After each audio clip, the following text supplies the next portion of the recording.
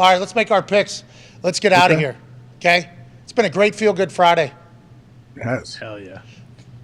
We got two fantastic games that we get to chat about, two fantastic games that we get to watch.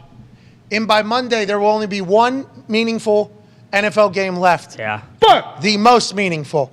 So let's make sure every minute of these games, every single play, we're appreciating, respecting, and thanking these fine men for getting to the point in which they are 4 teams remaining.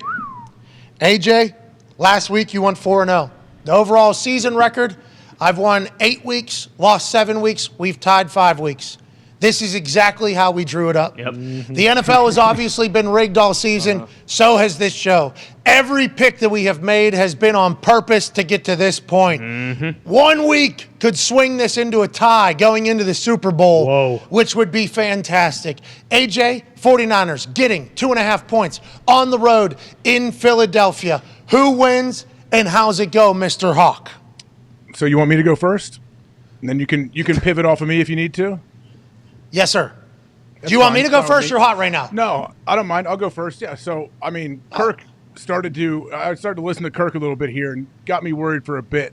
And I love everything about the 49ers, but I'm taking Philly minus 2.5. Oh, Wow. shit. Yep. Honestly, I don't like doing it because I like both these teams so much. But when I sit there, I don't even care about home field advantage. Yeah, that's the thing. But I love Philly's offensive line. I love Philly's defensive line. I guess that's where I'm at. 70 sacks. It's all about the O-line, D-line, baby. Just like Papa Sirianni told Nick Sirianni when they were coaching Diner at IUP. That's right. And now Howie Roseman, a man who's built up 2 Super Bowl caliber teams, says all about the O-line and D-line, baby. Shout out to Papa Sirianni, Diner at IUP. Exactly. Hell yeah. Fuck! I was on the Niners hard, dude. I thought we were all agreeing on this. Stay with it. I thought we were all agreeing on this. And then as Herbie was talking, and he was chit-chatting, and I thought about Herbie going, how do you beat this team? I immediately thought of every In the Trenches we've watched, which has also had the Niners on. Every single But one. with every single one with the Eagles, if Jalen Hurts is playing, their offense has been damn near unstoppable. Lights out. And the Niners defense is the weapon of that team. Now, I'm not saying that Debo isn't a fucking dog. And Christian McCaffrey was practicing today. Elijah Mitchell was not. Okay, so how does that change the thing or alter anything? We don't know. I guess Christian McCaffrey has a calf. We saw him getting worked on. Feels like that is something that could be toradoled or pain toleranced away. If it was actually torn or ripped, probably not practicing today, but I am not a doctor. I am just trying to figure out what the fuck I want to do for this game. Brandon Ayuk's a dog. George Kittle is fucking awesome. Yeah. Studs Dog. everywhere. Georgia. Everywhere. Trent Williams is the best weapon on the team, and that's coming from George Kittle talking about who's the best weapon on the team. Brock Purdy hasn't blinked at all. No. We're talking like this whenever he's doing stuff. We're talking about pounding a chest like he's fucking King Kong. Donkey Kong. Yeah. Red. Loves the Lord. Yes, he does. Is any moment too big for somebody that's obsessed with the Lord? I don't know, right? Because their biggest days are far from now. For They're him. long, long away. For him, just Not- the Cy-Hawk rivalry. That's really the only moment that's been too big for him. Not judged by anyone. Fucking Eagles team, though, dude. Because he said A.J. Brown and the boys could take advantage of maybe the secondary if Jalen Hurts is able to extend plays. And them boys, by the way, is Devontae Smith, who is a fucking guy. Oh, yeah. He was number 1 before this year. Heisman. Legit number 1. Oh, yeah. In the NFL. Heisman winner, obviously, in college, which how does that happen? Shout out to a quarterback not winning that award because the quarterback had to throw the ball to him. Who was that quarterback? Mac Jones. How, did that translate into the NFL? Yeah, he still led the league in completion percentage. PFF, thank you. Nice. Thank you for No that. problem. Hey, those are just stats. Now, the stats that PFF puts out told Fred Warner that they might be in trouble against Jalen Hurts-led offense and the way Sirianni goes. Yeah. 2.5 points. Sirianni played rock, paper, scissors on program. He did. We had Lane Johnson on, right? Oh, yeah. Give me the Niners plus 2.5. Wow. Here a good we pick. go. It's a good pick. This is not good for me because you've been red hot and I've been ice cold. And I just thought we were going to agree. And I was excited. I was pumped for me. I was like, look at me, getting back on the side of a guy who's in a heater, as opposed to what I'm going to do. And then you say, give me the Eagles. And I'm like, I like the Eagles. Do I like them enough to listen to somebody who's much harder than I right now? Not enough. I'm staying on the Niners. All right.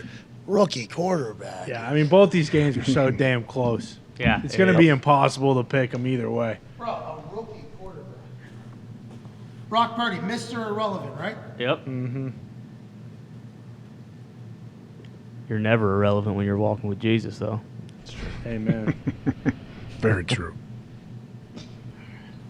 Wow. Does that change your pick? I'm sticking with the Niners. Mm-hmm. All right, let's go. Bengals, Kansas City. Eagles. All right, here we go. Cincinnati Bengals getting 1.5 points on the road in Arrowhead. Obviously, there's the clips of Eli Apple on the sideline, middle of the game, talking his shit to a camera I assume that he thinks is a friendly camera, that immediately gets released onto the internet, of him saying, it ain't Arrowhead, it's Burrowhead. I'm going to let you think about that. I love it. I like that they're very confident. Got dogs all over the field.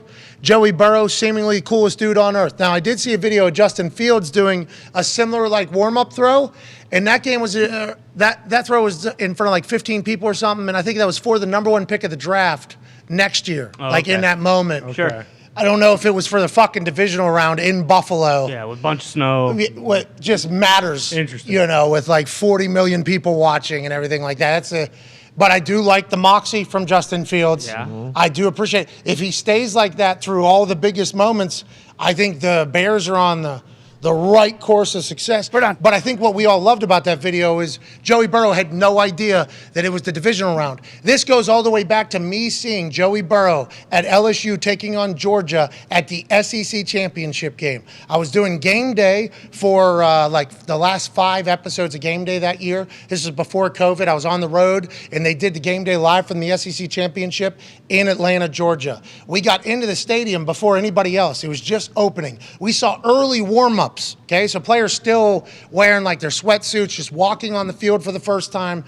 I would say maybe 30 to 40 people in the stadium, other than the people that were in our suite that aren't working in the stadium, very early in there. And the camera people were warming up, and they had a shot in the suite that we were in on Joey Burrow for probably 45 minutes straight on this guy.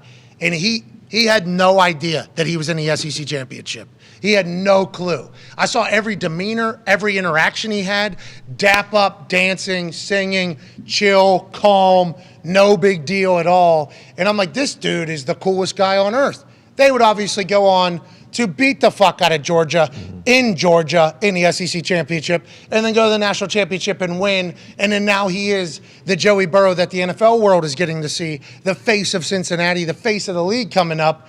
And obviously this dude just has all the moxie and the it factor that one human could potentially possess. He smokes cigars after every big moment, and he doesn't smoke them as if he looks like he's never smoked before. Sure. All the qualities off the field, the intangibles that you can't coach and teach, he seemingly has. Mm-hmm. Taking on the next one, Patrick Mahomes, the anointed next king of the NFL. When he was in his 3rd season, he was being asked if he was going to be able to catch Tom Brady in Super Bowls. This fucking guy has arrived in a big way for a long time, so much so that we've forgotten about his greatness. Yeah. He isn't even chatted about almost on a daily because, he's Patrick Mahomes. He entered a new tier, a new altitude quick, and he's going to be expected to be there forever. Tough job, but Andy Reid seems to be the right guy for it. AJ, I think I know what you like, how you like it, but why do you like the Bengals over the Kansas City Chiefs? Well, I mean, obviously, I think you heard Kirk say he can't pick against Joey Burrow. I am with him there. I understand that thinking. That is a big part of what goes into my decision here as well. But you know how I feel about this Bengals defense. I think they're highly underrated. I think that Lou Anarumo does a great job of mixing up. He's going to drop 8 at times, find a way to try to get some 3-man pressure on Patrick Mahomes, make him uncomfortable. So I will take the Bengals plus 1.5. I think they are just going to continue to roll the way they have. And they love winning on the road, too. And I'm with them. It does. It feels great to win big games on the road, especially in the playoffs. Dude, a trip home afterwards, so much fun.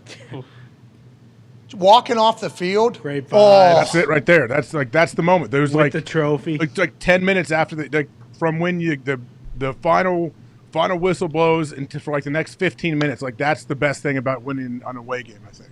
Just walking off the field. What happened? Presentation. Oh man. Sorry. Well, no about- one cares. They're not gonna.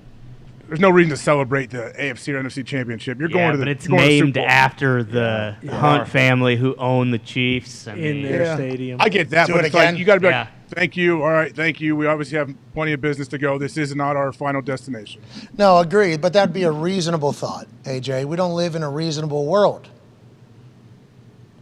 Yeah, you might be right. And Romo's giving out the Lamar Hunt Trophy on the field, so Exactly, that'll and be you a want huge that moment. What's he gonna say? Joe, you're not as good as Josh Allen. Everyone knows that. I've been saying it for weeks. But if you want a couple hard count cadence ideas for a Super Bowl, come find me. I don't got anything going on next. Oh, couple Tony, what are they? What are they? well, last week you heard Josh. I always went with the, why, son? Wait, son. That's very, very effective. But I don't know. Maybe you want to do like a gritty, son. Did you see him? Did you see the video he put out? I saw Bill had a response to it as well. Yeah, Bill jumped off sides. Bill, hold your water, Bill. Come on, Bill. Be better.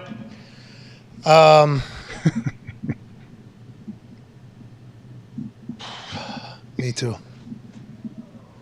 Who is? Wait, is? Oh yeah. So Tony will broadcast this game. The other one is who? Olsen and Greg Olsen? Burkhardt. Yeah. Nice. And then Greg rolls right into the Super Bowl. Hell yeah. I've picked the Chiefs pretty much every week, and they've lost every week. Now They're not great against the spread, are they? No, now this one, I mean, could be a 1 point game for sure. Yeah, but it's not really. Spread doesn't even matter here. I feel like. Feels almost. like feels like two will probably maybe at 1 point.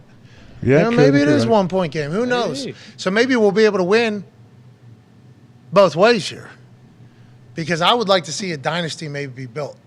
And maybe Cincinnati's the dynasty that's being built. Potentially. And we don't even know that it's happening right in front of our eyes right now. Because we talk about the Kansas City Chiefs because of 5 straight AFC Championship games. They've won a Super Bowl. They have their quarterback locked down. If the Cincinnati Bengals go back-to-back Super Bowls and they lock down their quarterback and some of their pieces, it's like, wait, hold the phone. Yeah. Is there a dynasty brewing in Queen City? Yeah, you can call Cincinnati that. Now, Charlotte also says, we are the Queen City. But I think Cincy calls themselves the Queen City as well. This queen gets around, it sounds like. Well, She was bopping around town to town, sounds time. like. It's got to be some more too. I like the Bengals as well, even though I love that Kansas City Chiefs team. And I feel bad that I'm doing this because I've been a diehard Chiefs guy. But the Bengals fans might not be happy about me picking them. I'm not 100% sure. I'm ice cold.